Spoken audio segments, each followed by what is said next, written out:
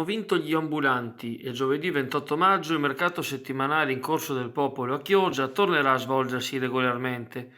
Il comune ha infatti accettato la bozza presentata dalle associazioni di categoria che si impegnano, come sta avvenendo nelle altre località vicine, a rispettare le regole per la distanza tra le persone e l'igienizzazione degli ambienti.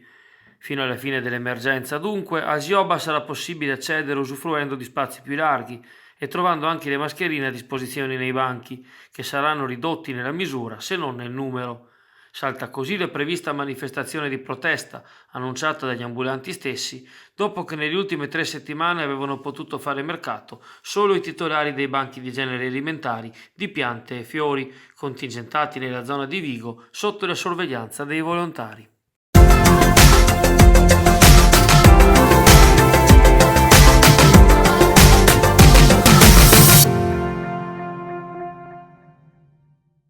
Con rinvio ad ottobre delle opere di rinforzo al ponte translagunare delle Trezze, continua il divieto di transito imposto dall'ANAS ai trasporti superiori a 44 tonnellate e non preventivamente autorizzati.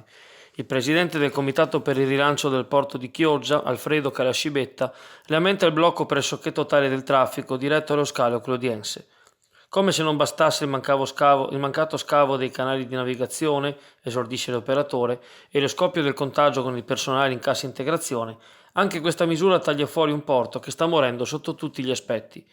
La regola infatti vuole che il totale del mezzo, camion e motrice, non possa superare le 44 tonnellate di peso, ma già il camion in sé pesa 16-18 tonnellate, valuta Calascibetta, aggiungendo altre 25-28 tonnellate, ovvero il traffico che il porto di Chioggia muove ogni giorno, vengono superati i limiti.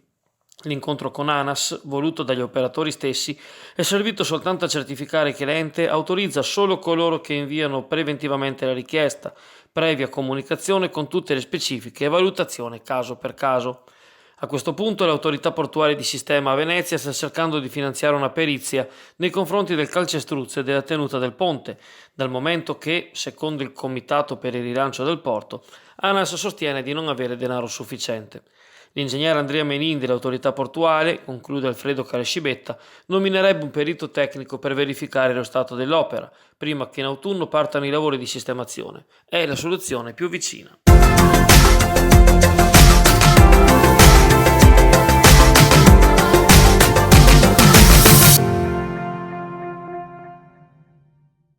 Domenica 31 maggio avrà luogo una nuova movimentazione delle paratoie del Mose alla bocca di porto di Chioggia. A tale scopo il comandante della Capitaneria di Porto, capitano di fregata Michele Messina, ha diramato un'ordinanza atta a interdire tutto il traffico marittimo in entrata e uscita dal porto dalle ore 13 alle 20 di domenica stessa, al fine di prevenire eventuali incidenti e garantire il regolare svolgimento dei lavori.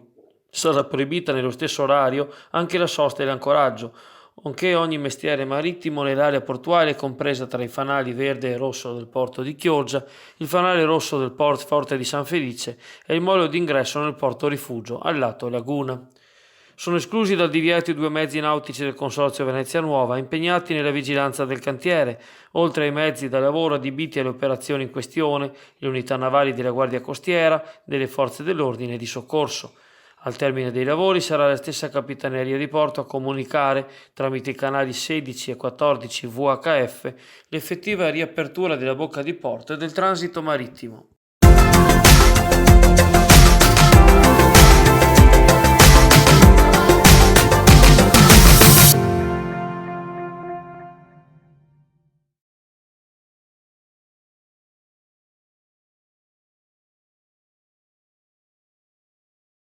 Nuova seduta a distanza del Consiglio Comunale di Chioggia al via dalle ore 14:30 in collegamento digitale tra tutti i consiglieri e la Giunta.